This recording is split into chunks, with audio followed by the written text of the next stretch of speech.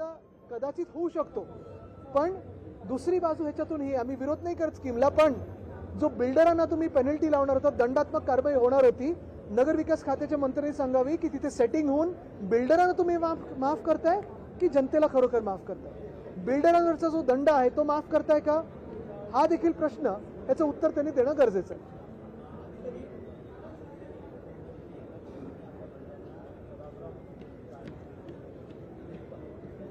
वरचा हाऊसचा 2 वेळा तहकूब झाला, मंत्री नाही म्हणून त्या संबंधित खात्यात.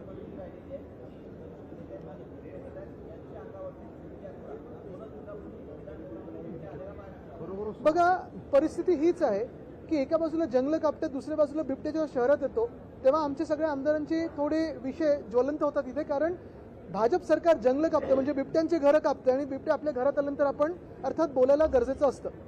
पण वरचा हाऊस 2 वेळा तहकूब झालं कारण मंत्रीच नाही. काल पण आम्ही जेव्हा विरोधी पक्षाचा प्रस्ताव मांडत होतो समोर कोणीच नव्हतं. आणि खरी गोष्ट ही आहे की जरी एकनाथ शिंदेनी सांगितलं असेल की त्यांच्या मंत्र्यांनी बसायचं, स्वतःचं काय?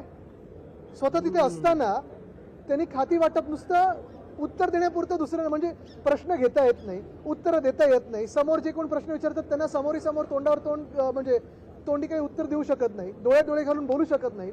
मग तुमची तयारी नसेल मंत्री बनायची तर का मग त्या पदावर तुम्ही बसलेला आहात?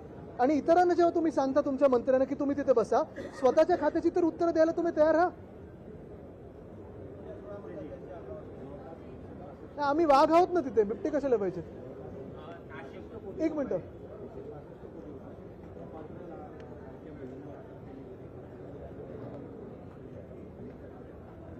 बघा त्याच्यात लाडकी बहीण योजनेमध्ये आता बहिणींना अपात्र ठरवलं जातं. लाखो बहिणींना अपात्र केलं, म्हणजे निवडणुकांपूर्वी सगळ्या पात्र होत्या, त्याच्यात कितीतरी हजार हे पुरुष पण होते.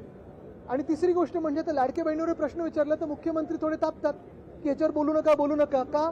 आम्ही विचारायचं नाही का की 2100 रुपये जे तुम्ही देणार होता ते कधी देणार? हा प्रश्न आहेच.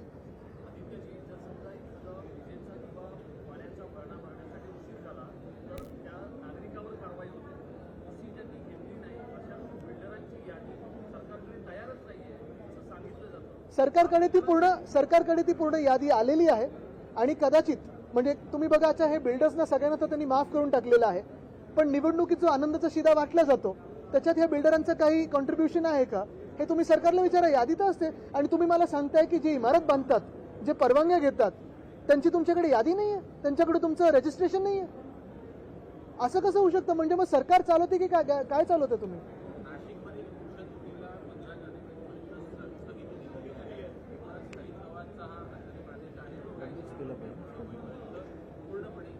मी मध्यंतरी एक ट्विट केलं होतं. नाशिकमधले एक बिल्डर महोदय आहेत, भाजपच्या खूप जवळचे आहेत. त्यांचं नाशिकवर किती प्रेम आहे मला माहित नाही, पण ते मुख्यमंत्र्यांसमोर बसलेले आहेत आणि त्यांनी एआयला डायरेक्ट ग्रीन झोन बरोबर जोडलेलं आहे. आणि त्यांनी त्याच्यात एक त्यांना उपाय दिला की तुम्हाला अत्याधुनिक आणि असं काही टेक्नॉलॉजी युक्त सगळं हे कुंभमेळा करायचं असेल तर तपोवनच्या जागी साधुग्राम बनवा, साधुग्रामला ग्रीन झोनमधून रेसिडेन्शियल झोनमध्ये आणा आणि तो TDR तुम्ही बाजूला वापरू शकता.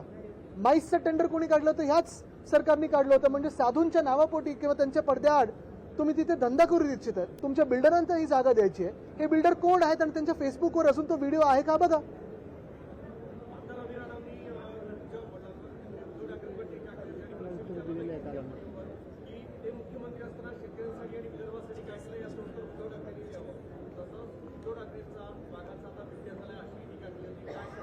बघा, काही लोकांना आम्ही त्यांच्याकडे लक्ष पण देत नाही आणि किंमत पण देत नाही. कसले ते क्या पूछो तो जवाब आएगा. सांगा किती प्रश्न. ठीक आहे, चलो, थँक्यू. महिलांना अपात्र केलं असं म्हणत आदित्य ठाकरे यांनी सवाल उपस्थित केला. प्रश्न विचारल्यावर लाडक्या बहिणींवर बोलू नका असं म्हटलं जातं असं त्यांनी म्हटलेलं आहे. एका बाजूला जंगल तोडतायत, दुसरीकडे बिबटे शहरात येत आहेत असं आदित्य ठाकरे यांनी म्हटलंय. लोकशाही मराठी ऐका, पहा, जागरूक रहा.